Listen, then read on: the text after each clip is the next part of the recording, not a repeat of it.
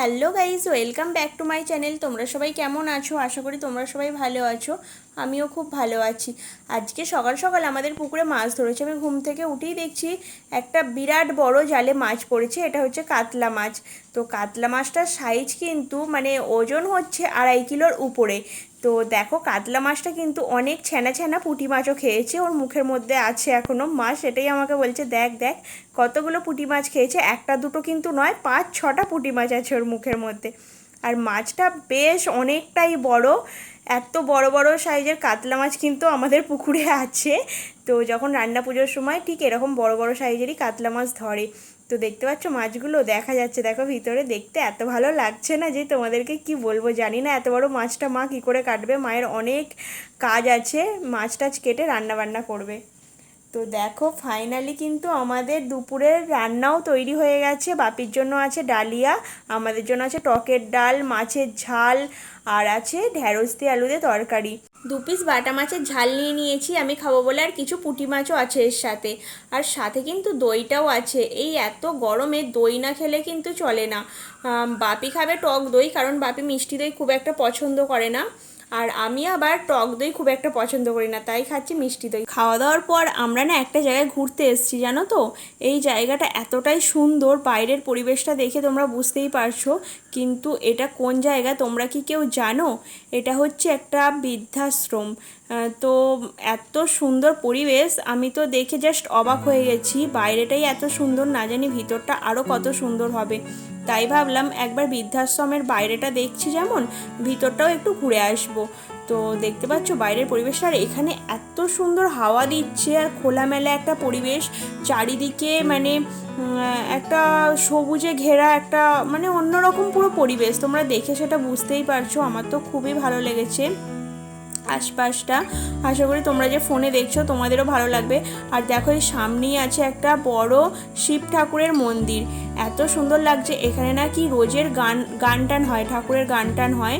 দেখতে পাচ্ছ বৃদ্ধাশ্রম লেখাই আছে। তো বৃদ্ধাশ্রমের ভিতরটা এবার ঢুকবো। তো আমি তো আজকে খালি হাতে এসেছি, আমি তো বুঝতে পারিনি যে আমি আজকে বৃদ্ধাশ্রমে আসবো, তাই কিছু জিনিস হয়তো টুকটাক আনলে খুবই ভালো হতো। তো দেখি অন্য সময় যখন আসবো কিছু টুকটাক জিনিস নিয়ে আসব। আর তোমরাও যদি এখানে মানে কেউ আসতে চাও, যে এখানে যারা থাকে বৃদ্ধাশ্রমে, যে ঠাকুমা বা দাদুরা থাকে, তাদেরকে তোমরা যদি কেউ হেল্প করতে চাও সেটাও করতে পারো। কারণ বৃদ্ধাশ্রমে বাইরে বোর্ডে তো, সাইনবোর্ডে তো নাম্বার দেওয়াই আছে, তোমরা সেখান থেকে ফোন করেও আসতে পারো। তো দেখো আমরা এখন ভিতরে যাচ্ছি। বাইরের পরিবেশটাও, মানে বাইরের পরিবেশটা যেমন ভালো, ভিতরটাও কিন্তু খুব সুন্দর। দেখো কত সুন্দর বসার জায়গা আছে, আর খুব পরিষ্কার পরিচ্ছন্ন, জানো তো, খুব পরিষ্কার। আমরা এখন সিঁড়ি দিয়ে উপরে উঠছি, তোমরা নিজেরাও দেখে বুঝতে পারছো। আর আমরা তো হঠাৎ করেই এসেছি, আমরা ভাবিনি যে এই জায়গায় আসবো। এটা হচ্ছে নিচের ফ্লোরটা, এখানে কিন্তু 3তলা ফ্লোর আছে, মানে আমরা যাচ্ছি 2nd ফ্লোরে। তো দেখো সিঁড়িগুলো খুবই পরিষ্কার পরিষ্কার পরিচ্ছন্ন একদম। আর অনেক আলো বাতাস, অনেক সুন্দর, অনেক সুন্দর। মানে আমাদের নিজেদের বাড়িও হয়তো এত সুন্দর হয় না, সত্যি বলছি। যারা এরকম বৃদ্ধাশ্রমে থাকে, তো এত সুন্দর, এত পরিষ্কার পরিচ্ছন্ন না হলে মানে থাকাও যায় না। জায়গাটা খুবই সুন্দর। তো দেখো একদম খোলামেলা বারান্দা। এই বৃদ্ধাশ্রমে যে ঠাম্মা দাদুরা থাকে না, তো তারা হচ্ছে খুবই ভালো মানুষ, জানো তো। আমরা যে গেছি, আমাদেরকে বারবার বলছে যে আমরা যেন মাঝে মাঝেই যাই, ঘুরতে যাই, গল্প করতে যাই যেন। কারণ ওরা দেখো কথা বলার তো সেইভাবে কোনো সঙ্গী পায় না। না, আমরা যে গেছি এতটা খুশি হয়েছে, কিন্তু আমরা অচেনা, একেবারেই অচেনা। এই ঠাম্মাটা যে এত ভালো, তোমাদেরকে কি বলবো, এত ভালো মানুষ যে মানে এখানে না এলে বোঝা যায় না যে এত ভালো মানুষও আছে। আমি যখন একটা ঠাম্মাকে প্রণাম করলাম, সেই ঠাম্মাটা তো কান্নাই করে ফেললো। তো সত্যি বলছি, আমারও খুব কষ্ট হচ্ছিল, খুব খারাপ লাগছিল যে এইসব মানুষদেরকে যে কিভাবে বৃদ্ধাশ্রমে পাঠিয়ে দেয় আমি জানি না। তো চলো আর কি করা যাবে, আমরা এবার বাড়ি চলে যাই।